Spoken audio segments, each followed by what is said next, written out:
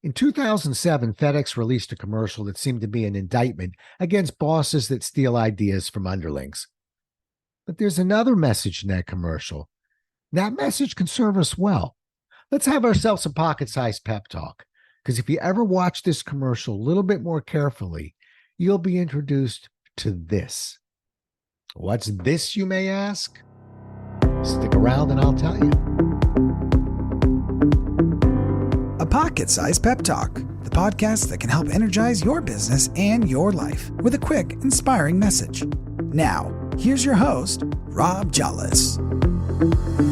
Some time ago, I was reminiscing about some of my favorite commercials, and a number of them came to mind. As a former Xerox employee, I was always a fan of many of the Xerox commercials.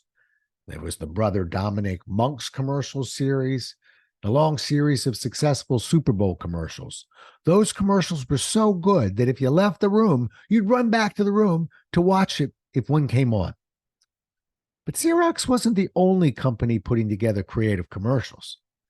FedEx was right on their heels, and unlike Xerox, they've continued to produce creative commercials. One in particular comes to mind, and it's referred to as the stolen idea. The commercial takes place in a conference room with a team of executives looking for ideas to cut costs. One person provides what appears to be a good idea. After a pause and no reaction from the group, the boss presents the same exact idea. When the group celebrates the boss's idea, the frustrated individual who initially came up with the idea says, "You just said the same thing I said, only you did this," by gesturing his hands. The boss replies, "Nope, I did this," and he gestures in a slightly different manner. Everyone at the table agrees with the boss and they congratulate him, and the commercial ends. When you Google FedEx stolen idea, you'll see a lot written about this commercial, and most of it is not very good. It's not the commercial that gets blasted, but the fact that credit is often not given to those who deserve it. Many claim that the employees are blindly supporting their bosses. Look at the YouTube comments, and it gets even nastier, and you'll see a degree of bitterness probably coming from those who've had their ideas stolen in the past. I believe there's a completely different message that's being missed within this commercial. I ask you to find this commercial, and if you watched it, watch it again. This time, focus on the individual who initially presents his idea and be aware of his delivery. His idea is a good one, but it's delivered in a dull and uninspired manner. There's no passion, and although his words carry meaning, these words are lost in his bland delivery. On the other hand, watch the boss, and you'll see he does more than just repeat those words.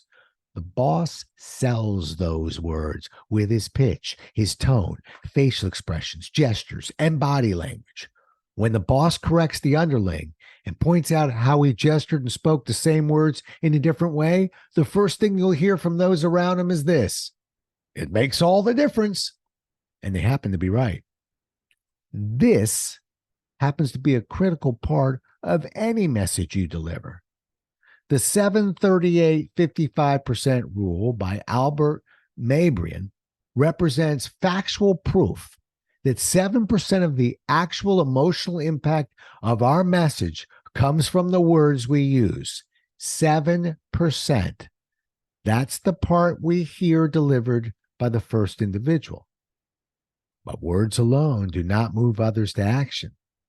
38% of the emotional impact of our message comes from our nonverbal cues, which you'll see in the boss's hand gestures and postures. The remaining 55% of the impact comes from our facial expressions, which you'll see front and center in the boss's face. It doesn't matter if you're a salesperson, a manager, a presenter, or a parent. If you want your words to carry weight and be heard, you need to learn how to do this. And once you learn how to do this, you'll be well on your way to moving those around you to do that. Thanks so much for listening. If you enjoyed today's show, please rate and recommend it on iTunes, Outcast, or wherever you get your podcasts. You can also get more information on this show and Rob at jollis.com.